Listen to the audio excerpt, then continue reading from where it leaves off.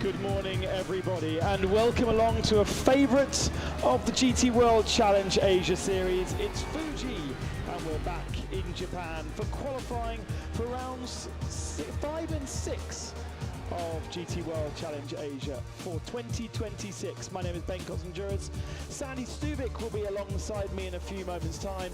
And whilst the start of the week gave us blue sky and a beautiful view of Mount Fuji, the highest mountain in Japan, today and tomorrow it is looking a little bit more overcast and potentially the possibility of rain. We had rain in the skies down in Gotemba as we left our hotel room this morning, but up here in the foothills it is still dry, which is good news for qualifying because they've had plenty of time in practice and testing over the last couple of days to get themselves up to speed, and what they don't need is a curveball like the weather. There is that 1 mile long start-finish straight, which used to obviously dive down into a banked turn. This is the renovated 2005 version of the Fuji International Speedway, which initially was planned to be an oval back in 1963. By 1966, it was built as a race circuit, a European-style race circuit, thanks to Sterling Moss. And it is now a real favourite in the calendar of international motorsport. Our calendar saw us in Malaysia back in April, in Mandalika in May, and our Shanghai race moved to the end of the season, means we now have our Japanese doubleheader over the summer and our Chinese doubleheader over the autumn months. Beijing Street Circuit now is not the end of the season, which is possibly a good thing. We finished the year in Shanghai at the end of October. Here is a look at the circuit here in Fuji. It is a 16-turn circuit, 4.56 kilometers in length. As I say, 1.4 kilometers of which is that first start-finish straight. And lap records back in 2018 set a 1:37s. We won't be seeing those today, but we should be down into the 38s and maybe the 39s in qualifying. We've got GT World Challenge Asia qualifying for you, and then straight into the Japan Cup qualifying. But yeah, different conditions for the drivers and teams today. It will provide a little bit of head scratching, but ultimately we've been at Fuji every single year since GT World Challenge Asia began, and therefore plenty of data for our usual teams to pore over. Sandy Stuvik alongside me. Sandy, you had an opportunity to be out on circuit a couple of days ago and put a smile on your face as soon as I asked you about it. Yeah, I mean, it's always a pleasure to come and drive around this truly iconic circuit, and it's such a fantastic facility, so coming back every year is extremely enjoyable. Got a few different lineups to get used to, a few different liveries to get used to. A beautiful livery on this 96 machine, which David Chen has taken over. It's still a silver car, and he is still partnered with Liu Kaishun, but David Chen, the owner of Harmony Racing, will be in that Ferrari 296, which has an Autumn Blossom livery for this weekend. Max Hesse joins Tony Fan in the 89 machine. A third different BMW Pro driver in that car for this year. Hess has never been part of the championship, so another rookie to welcome. We have on board, as usual, with our our 500 Nissan from Gojigen, who has Atsushi Miyake back aboard that car. Remember, we saw Kimya Sato at the last round. But Miyake comes back, and of course that car's best result is the very first race of the season, where it missed out just on a podium, 4th position, in the hands of Miyake and Aoki. And so back to that strong silver lineup. Expect, as usual in qualifying one, the silver cars to be the best, because outside of the silver entries, we have AM drivers in all the other cars. What else something to look out for then as cars make their way on circuit? The 77 comes through shot. New driver in that machine as Daisuke Yamawaki takes over. Now, it's not the first time we've seen Yamawaki in GT World Challenge Asia. He did one weekend in Fuji back in 2018. You were racing there, weren't you? Yep, I was here. And so best result, not really much of a result, 20th position, but joins Liang Jiatong in a silver AM entry. That's a really significant lineup because Jiatong has had a really good year so far. The 98, you may remember, over the last couple of years has been a Ferrari for Andy Tan and Thierry Vermeulen. Well, somehow Absolute Racing have dug out an Audi, an old R8, and dusted it off, put the Andy Tan livery on it, and we have to get used to it being an Audi R8 for this weekend. Now, I think, Sandy, that's a good thing for Andy Tan because he is obviously not much experience. The Ferrari is an edgy new machine. The Audi is developed and seems like a better car for an AM driver. Yeah, it's a very proven platform and one that is quite easy to feel the limit of. So, as we've seen in testing, I think both Andy Tan and Thierry Vermeulen were very quick in the Audi, so they'll be one to watch. Thierry Vermeulen, of course, father's the manager of Max Verstappen's and has raced as part of Verstappen.com as a works driver. He is a pro here, so that's a pro AM entry. They got a 7th as their best result, or Thierry's best result, in GT World Challenge Asia here in Fuji last year, where he made his debut in the championship. Also, a quick mention to the number 60, actually, because we welcome back LM Corsa. We haven't seen them in the first 2 rounds, but Wakisaka joins us again, and he's brought Ogawa alongside him, who has been in our championship back in 2024 for a couple of rounds. So some cars coming into the pits, having a tyre pressure adjustment before going back out again.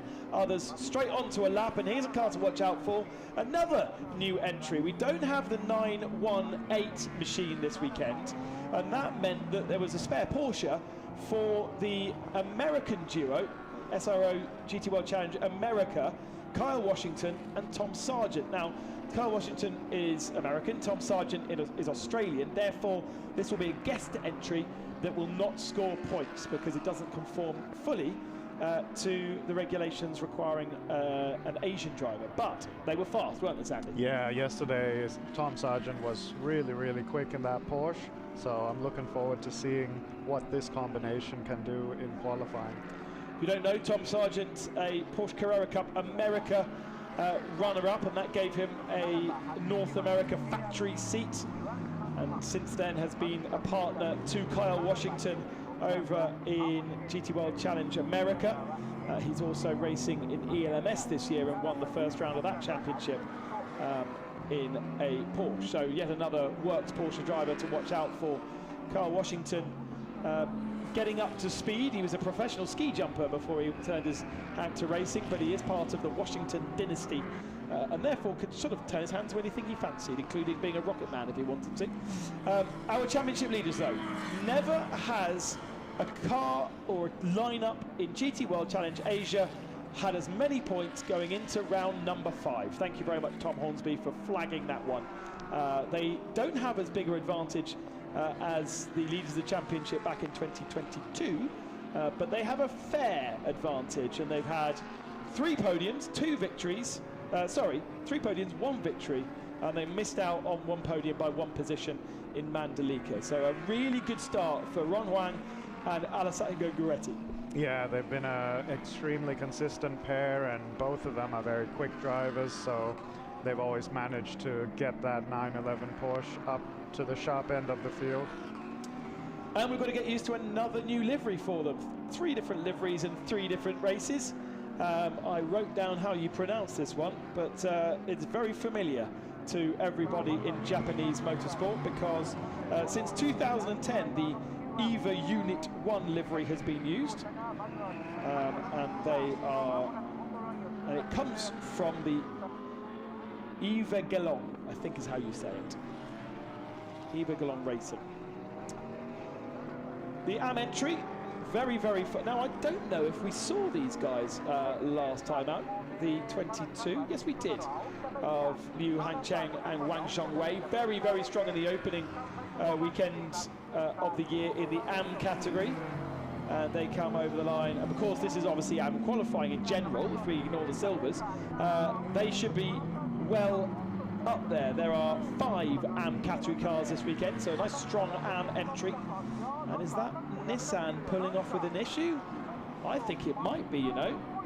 It's pulling off out of the way, which is good news, but maybe some issue with steering for Aoki. He's got a time on the board there up in 3rd spot, but that's concerning because if it's parked up, it won't be able to get out for the second part of qualifying.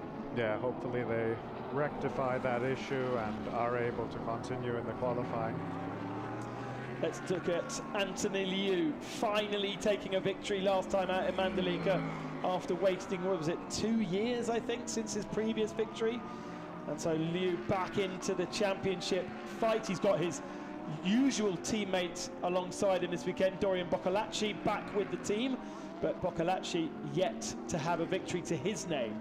As I mentioned at the time, I think he may have been a little frustrated watching his car taking victory in the hands of another pro driver. Of course, it does mean that Liu's going to have a success ballast into the first race of the weekend. Of course, this is what we're qualifying for this race. So I imagine that changes the philosophy of the team and they focus purely on that second race performance. Yeah, I would imagine that they place a bit more priority, especially with tyre strategy on Sunday's race 2. Just remind us what the regulations are regarding tyres for the championship. I know they're changing for 2027. We're having less testing and less tyre usage to try and keep costs down, but it's how many new tyres you get a weekend? I believe it depends on what class you are. Right, so okay. I think the silvers get less, the pro-ams get maybe 1 more set. Okay. And then that's in combination with the carryover sets that you have from the previous round. So I'm not sure exactly how many tyres each class gets. What I know is it's not enough to have a new set of tyres for every session, is it? Yeah, yeah. So you have to play the tyre game, whether it be use a set of worn tyres in a qualifying session or maybe at the start of a race, because of course you're changing tyres in the middle of a race. And that is an element we don't speak enough about. In general, the Pirelli tyre, very, very strong tyre, but it does make a difference, especially those early laps on new tyres. Oh yeah, the peak of the tyre is so substantial, so once that wears off, these Pirellis are quite consistent, especially around this track. I mean, it's so smooth and so flat that the tyre life doesn't seem to be a huge issue here. Says Juan Santoso in the Mercedes. Obviously, Mercedes global points leaders after Spa 24 hours. Always very strong in Europe and also in Australia, I think, is where they get the majority of their points. But the Asia Championship for Mercedes is their weakest championship when it comes to those global points, especially as their main contender is Porsche, and Porsche with 9 cars on the grid in Asia. That is quite impressive when you think there's now only 3 Mercedes for this weekend. And just looking at the timing tower, we're starting to get proper lap times in now.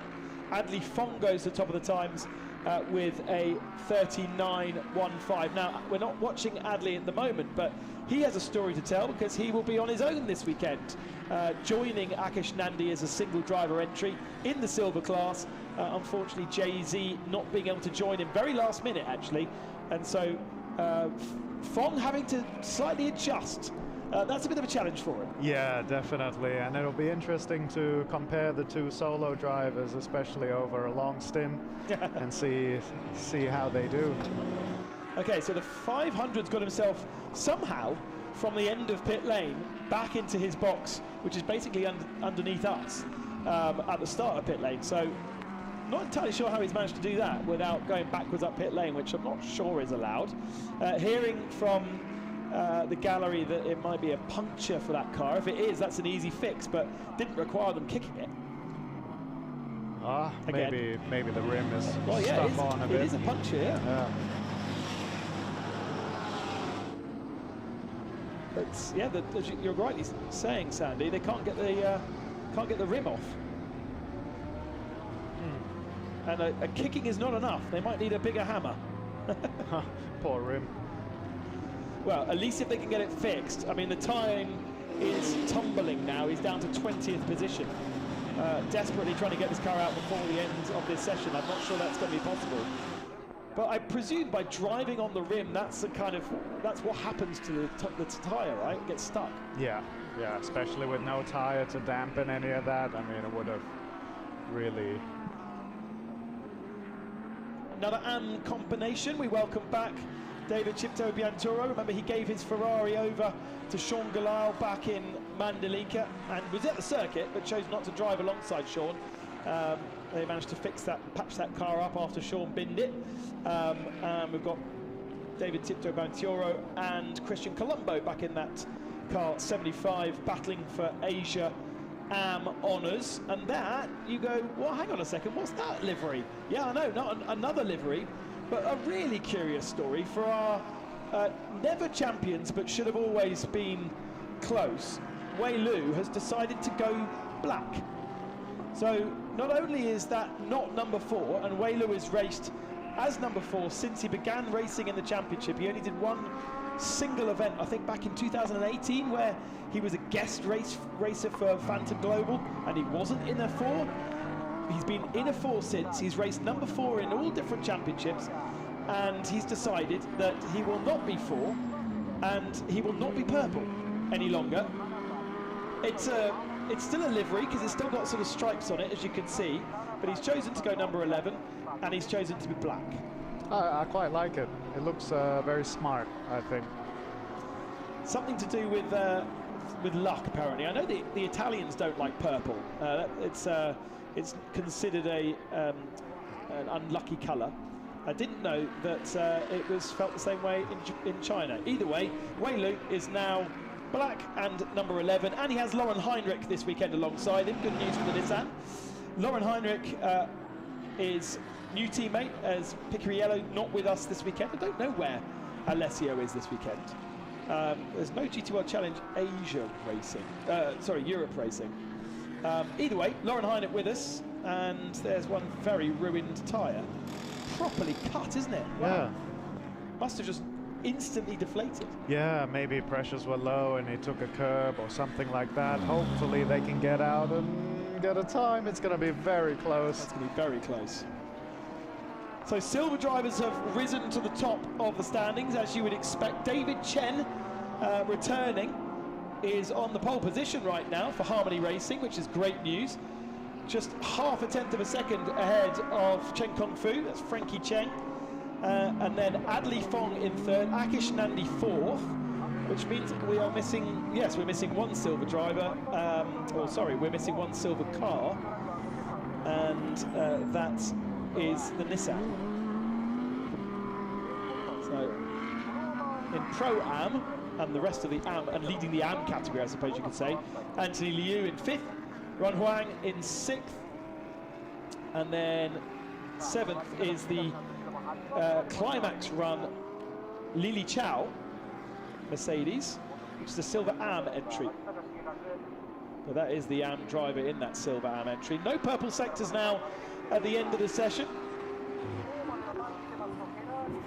Car's still coming over the line, but the best of the tyre now possibly gone, and that might well be pole position for the 96. So a new lineup, and the team owner in the car, and it's done, well, maybe better than it's ever done, I suppose. Yeah, I mean, clearly the time away hasn't affected David too much. Yeah, last year he was racing in GT4 in the SRO GT Cup.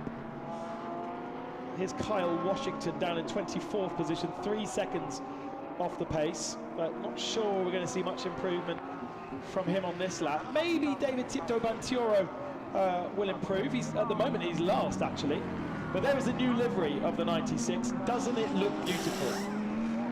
We've talked a lot about new liveries this weekend, but we haven't really talked about that Ferrari, and it looks as though it's going to be on a pole position. Great news also for Liu Kai-shun, who was a bit of a star, really, in the last couple of rounds. Yeah, I mean, he drove fantastically in Mandalika until he had that unfortunate incident. So looking forward to seeing what this combination with David Chen can do as well. Not a new livery, but still my favourite. Is that iridescent? Is that the right word? the iridescent number 72, again from Harmony Racing. Now, the interesting thing about that car versus the second car is that that car is the Evo, whereas the car that's on pole position is not the Evo, unless my entry list was wrong. And it does seem as though the Evo package is hard to come by for Ferrari, having spoken to a couple of teams at a different event last weekend, struggling to get the Evo kit, or spares mainly for the Evo kit.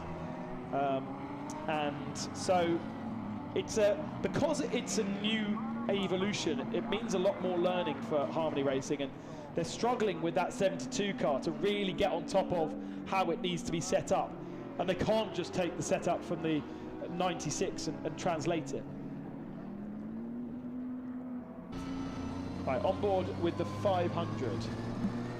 Did he go across the line? Yes, he has taken a checkered flag, so not going to get a lap time, and that is going to be a big uphill struggle for our lone Nissan in qualifying in race number 1. I wonder what happened. What a shame for them. They just missed out. Didn't get quite enough time to just do that one flyer.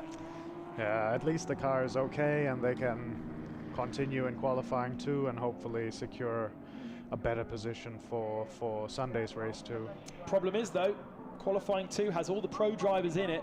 They're a silver entry, so that will be a real struggle again. Will be a struggle, but yesterday and the day before in the practices, the GTR really showed some good pace in the hands of Atsushi Miyake. Yeah, as you would expect from the Nismo Works driver and a race winner in GT500. Here are your poles then. And William Ben Porter on pole for AM. Pro-Am for Anthony Liu. Silver Am for Li Li Chao in the Climax Racing Mercedes. And the ultimate pole position for the silver driver of David Chen. But it was tight, wasn't it? Half a tenth between himself and the Audi. And then the 3-3R Harmony Racing lone driver of Adli Fong, lone driver on row 2 of Akash Nandi in his Lamborghini, the only Lamborghini in the field. And then we've got the championship fighting Porsche's Phantom, an absolute on row 3. Climax Racing and LM Corsa, what a qualifying session there, up in 8th position for their return. And then Origin and Team KRC, their first of the BMWs, in 10th position for Tony Rowan. That's a bit of a shame. I thought he'd have wanted to be stronger. I saw a good early pace from Pato, but he ended up down in 11th. Where Ben Porter 12th. Both the Porsche Center Okazaki cars 13th and 14th. And then 2 BMWs on row 8. Row 9 for the AM Origin car. The Absolute Racing Audi of Andy Tan, 18th position, so that's not bad. Brendan Leach and Jay-Z down in 19th position. Yamawaki in 20th. Santosho. And then the Malaysian Porsche we haven't spoken about in 22nd. The Nissan 23rd. Absolute Corsa 24th. And Garage 57. 75. Gosh, there was dyslexic for you. Down at the end of the qualifying by 0.4 of a second. So David definitely did not get a lap time in.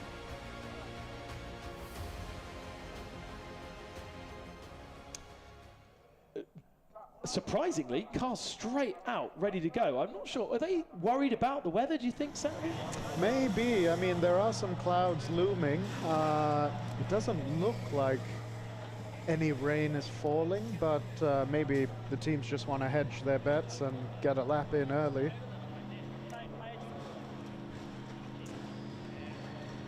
So we had rain this morning down in the valley, but not whilst we got up here.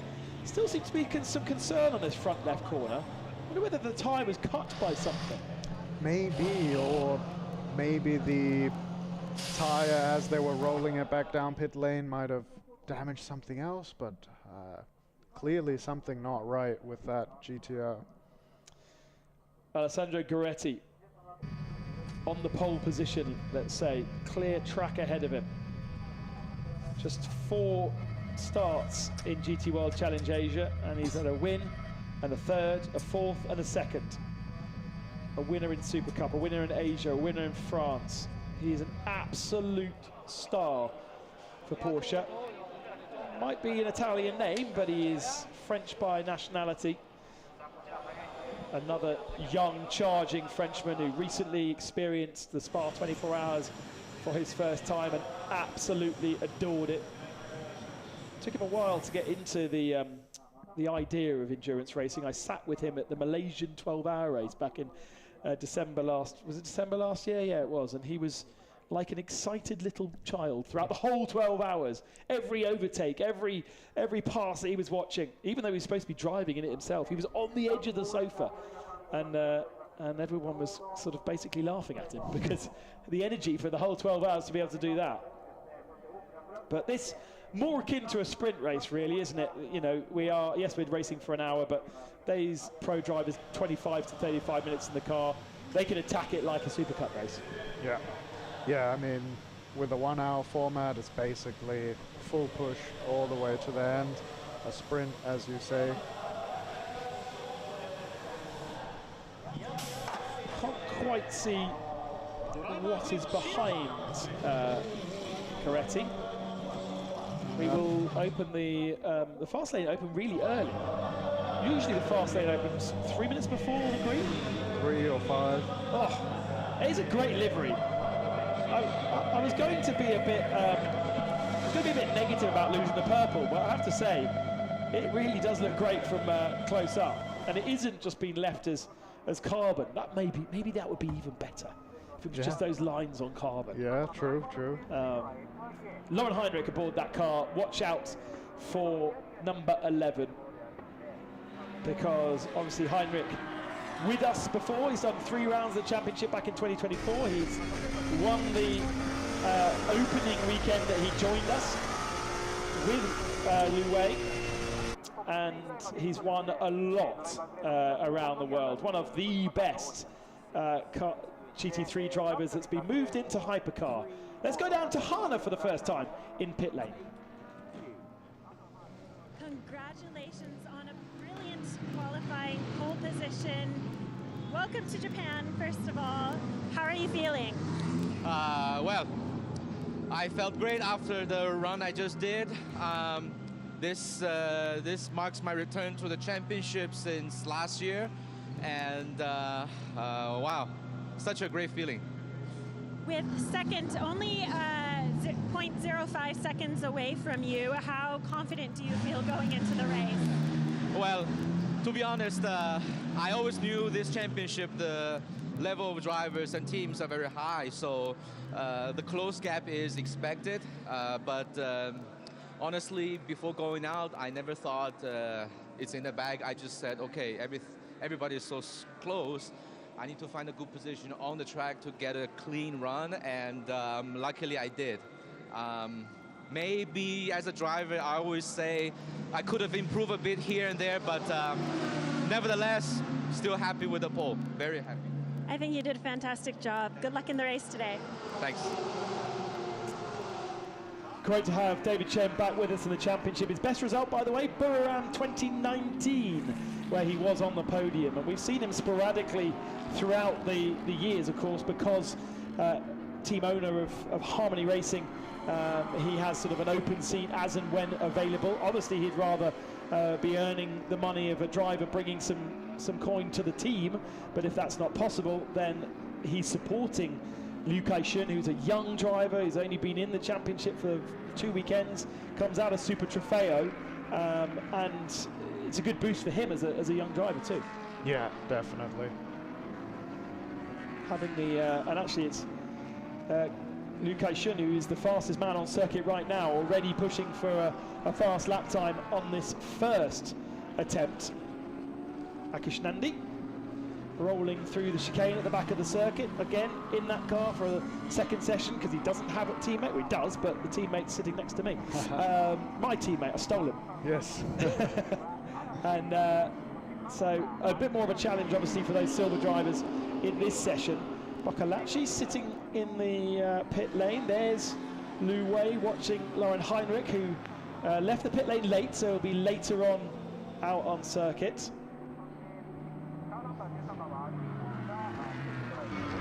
And some drivers choosing to come back into pits. So purple, and then into the pits for Liu Kai-shun. That's curious. obviously part of the run plan, but let's see what they do to this car in pit lane, because I would have said just stay out and set a time when it's purple like that. Goretti goes to the top of the times. Now where is Goretti in this little bunch? He's not in that bunch at all, is he? So he's just ahead of them, but those three getting a slipstream off each other. A little wiggle from Goretti. He goes round the outside of the Craft Bamboo Mercedes. Now that will have Liang Jai Tong aboard the car, so a silver driver who has a couple of podiums to his name and 2 silver AM victories in the previous weekend in Mandalika. Right, Goretti leaning on the flashers, telling everybody to get out of the way, Brendan Leach. I am coming through and I'm on a hot one. He's actually not the fastest man through the middle sector of the lap. Leach does get out of the way and Goretti can continue. Purple first sector. Who's got the purple middle sector? The purple middle sector I think still is with Kai Shun. Yeah, I think so. So Goretti with the purple first sector. Jackson Evans has the purple final sector, but surely this is going to be provisional pole for the Frenchman once more, for our championship leader. As I mentioned a little bit earlier, nobody has ever scored as many points in the first 4 races as the 911 squad, and he does go back up. You have to wait quite a long time, don't you? He consolidates his time at the top of the standings, but we've got some, actually, we've still got plenty of time to play with, because it was only a 41.2, and we're expecting them well into the 39s. Yeah, looks like Lauren Heinrich is on a very good lap. He's just set purple sector 2 by some margin, so expect his time to come up to the top of the sheets. That's what these pro drivers are so good at, aren't they? Just banging in the lap time. They don't need a warm up. They don't need any sort of getting comfortable. They're jumping into, yes, a similar car, but it might be a Porsche, but it's not exactly the same as what he drove last weekend or the weekend before. Yeah, no, each car is going to feel slightly different, and each team is going to have their way of setting up the car, but essentially a very similar machine, and these pro drivers stay so fresh and so sharp that they can just jump in a car anywhere in the world and be at the limit of that car. Fascinating interview that I read with Darren Leung, who's a BMW driver in the World Endurance Championship and in the GT Challenge Europe and British GT champion before that. And he talks so interestingly about how every single car requires a different approach to the driver. Yeah, now we're talking different brands, but you can't just be a really good GT3 driver and jump from mark to mark and be fast and everything, because one wants you to attack the apex, the other wants you to roll through the apex, one doesn't like the braking phase, one really likes the acceleration phase. Yep. They're all very different machines. Yep. Very correct. Yeah, very true statement. Each car has their own characteristics, or things that they are strong in, things that they are less strong in comparison to others, and of course drivers will have their own preferences too. So yeah, the Porsche particularly definitely has its own way of driving it, and the really good pros can extract that final bit out of the car. The Audis are looking strong again. Jackson Evans on the pole position, James Ukwai in third position.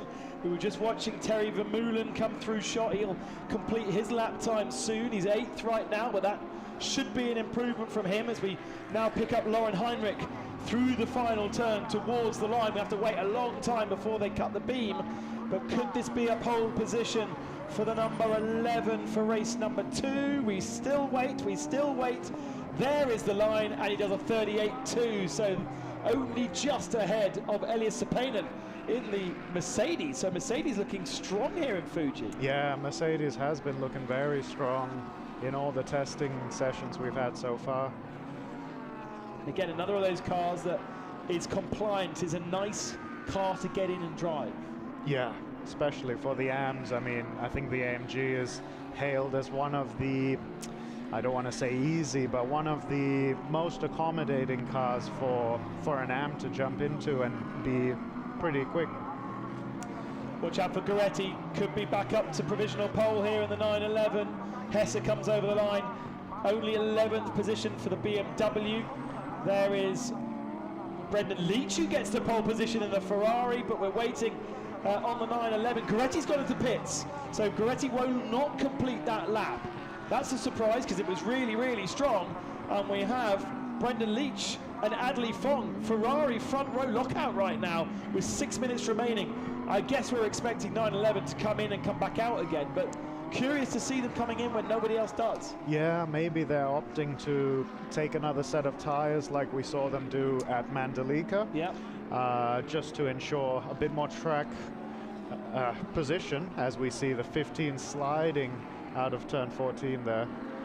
A lot of rear rotation for Jackson Evans. He's been knocked down to 4th position. I was saying how strong the Audis are. Adley Fong, by the way, has got a purple first sector. So looking really good as Lauren Heinrich goes to the top of the times now. And he's got 0.2 of a second advantage over Jackson Evans, who completes his lap time. So Payne drops to 3rd, then Leach to 4th. But Fong improving. Here is Adley Fong. And whilst it is not as strong a middle sector as he's been through before, it's only 0.03 of a second off. So still a possibility of a pole position. Be a really strong result for a Silver driver. Looks a little tentative through there, just having to correct a couple of times. This wonderful final turn, which creates so much overtaking opportunity. He fires it out the final turn there. Max Hesse goes to pole with the BMW just ahead of it. The times are going to be so tight at the end of this session. Here's Tom Sargent in that purple ONE machine. And Sargent hasn't really shown a time yet. Fong did not improve in the end. He stayed in 6th position, 3.5 tenths back. Sargent up to 2nd spot with a lovely slipstream from the Mercedes. I mean, we were expecting to see the 32 well up there in the hands of Tom Sargent. They've done really, really strong things over in America. And interesting that the reason they're here is that they have the same engineer, both in Asia. There's an Asian mechanic, that runs that car here, and it's the same mechanic they have in America, right? Oh, wow. Yeah. They're an absolute, aren't they? Yeah, they are. They are. It's a big team. Yeah, it's Can't a big say hello team. to everybody. It's a very big team. Brendan Leach mullering the curves through the chicane. Taking maybe a little bit too much, a little bit scrappy from the New Zealander, who was Super Trofeo World Champion a couple of years ago. One thing to note that I find interesting is that we see the pros and a lot of other cars keep improving the lap time. Now we are 6 laps into the stint. Normally from the Pirelli you expect the lap time within the first 4 laps, but here we can still see that people are improving despite going over what is commonly thought to be the peak of the tire. So maybe that speaks to the track condition or speaks to various things, but yeah, just the track interesting. known as particularly abrasive. I mean, there's lots of long corners. Yeah, there's a lot of long corners, and sector 3, as we've seen, the cars look very taily out of 3, but that's kind of just a characteristic of the design of the circuit. But the track surface itself is extremely smooth, so maybe that's another reason why the times are still being able to come after 6-7 laps. And of course, a very big difference in the air temperature that we've seen over the last couple of days to now. Heinrich heading towards the line. Will this be an improvement? He's been bumped off the first row by Tom Sargent and by Max Hesse, and it is an improvement from Heinrich. In fact, he must have backed out of that one because 4 seconds back in the end through the final sector.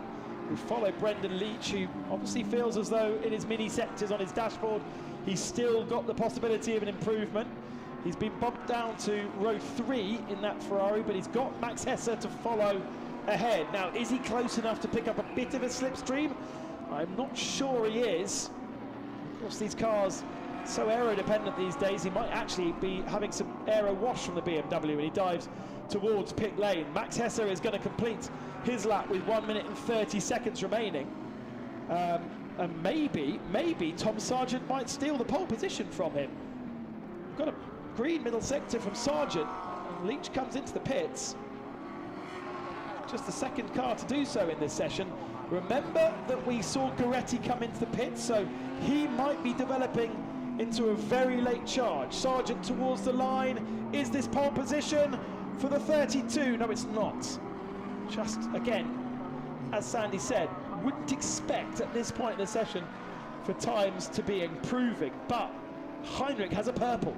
Yep, Heinrich's got a purple. He did lose quite a bit in Sector 1, so let's see. Difficult to imagine him going faster now. Yeah, looks like he's peeling into the pit. So it's only going to be row 2 at best. Is there any improvements from anybody out on circuit? Looking at the timing screens right now, the answer's no. There is Brendan Leach already out of the car, comparing notes with Jay-Z. And at the moment, we're not seeing improvements from Goretti, despite that visit to the pits. James Uquay has a purple first sector. His last lap was his best lap, so it was an improvement from the silver driver down in 12th position, which is third best silver. That Nissan, by the way, in 9th position with Miyake, second best silver behind Adley Fong. But checkered flag is now out on circuit, so as long as you have started a lap, you are able to finish it, but I see no green sectors as yet. Goretti is in the first sector. He has not, he's now completed that first sector, and he's down in 14th position. So I feel as though a poor strategy call from somebody in the 911 team, because Goretti down in 14th, row 7, when you got Porsche's second and third, is a big disappointment. Yeah, and we did see those other Porsches just seem to keep unlocking lap time, so maybe the decision to come in for tires, I mean, we don't even know if they took tires in the end. Goretti's on a decent lap here. Maybe he can put something together to put himself in the top 10. Yeah, still has the possibility of improving a little bit, does he? Maybe not, actually. Maybe not. James Uquay might improve, though. There is Max Hesse out of the KRC BMW. We've seen them on pole position before with Max Hussein. And Uquay gets 12th position. That was not an improvement in the end for the 16 Audi. And I think, therefore, we can say that is that. Let's go down to Absolute and find out what happened with Goretti. There's Max Hesse. First time here. First time ever in Fuji, I wonder, actually. It's a good question, because I'm not sure he's done WEC. It could be his very first visit here. Before I throw Hannah under the bus, let me just double check that, because that would be quite impressive. It seems to be the kind of place that has a few secrets. Yeah, especially that Sector 3 is so technical. So if it really is his first time, I mean, that's very impressive.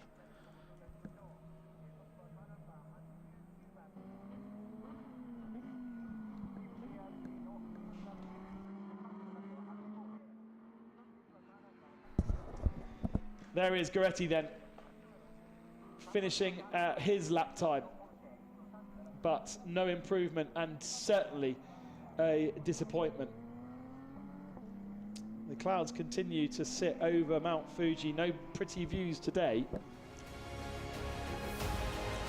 And then, so AM pole position for Climax Racing, Pro-Am for our pole car for Team KRC, Silver Am for Tom Sargent and the Absolute Course Porsche there, and then fastest silver Adley Fong for Harmony Racing.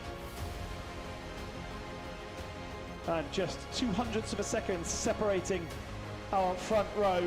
It was very close with Lauren Heinrich only 0.03 back. Then a bit of a gap to that 15 Audi, there and thereabouts. Every single qualifying session, row 3 will be the Mercedes of Climax Racing again. So that 27 really has unlocked pace this weekend with Brendan Leach and Jay-Z in 6th position. Fong 7th and shares that with GTO by KRC. And then row 5 will be the Nissan and the first of the Porsche Center Okazaki cars. Absolute Racing's Terry Vermeulen in 11th, a all Audi row 6th. Row 7 is where you find our championship leaders. Boccolacci only 15th as well, so that will be a disappointment for both of those cars. And then the rest of our 25 qualifiers with the AM cars down in 21st onwards. Let's go down to Hana, who has our pole position. Congratulations on pole position. Where do you feel like you were the strongest here at Fuji today in your qualifying lap? First of all, thank you. I would say in the end it's down to the team, Team KRC, that did a fantastic job. We didn't expect to be on pole position, to be very honest. I think we were quite in the mix yesterday, but maybe not the quickest. But we did some setup changes overnight, which have worked really, really well for the qualifying. So yeah, very happy. Where do you feel like was the most difficult part of Fuji to set the car up to? I think it's a mix of combination because you need a lot of support from the rear in the last sector especially. So like you need a lot of good traction, and obviously with the BMW, we have a front engine car, so we don't have so much weight on the rear. So it was just about maximizing our package to have a strong front, but also can push in the last sector, which we really nailed. And so very happy with the setup. Great. How are you feeling for the race today? I think the race will be exciting. I'm sure the track temperature will rise a bit, which is not going to be in our favor. But also Tony, my teammate, did a great job in his Q1. So we will start P4 in class, I think, there as well. So let's try to go for a podium or a win. Well, congrats again, and good luck in the race. Thank you, appreciate it. So I make it that first visit to Fuji. Thanks for joining us. See you for the race later on.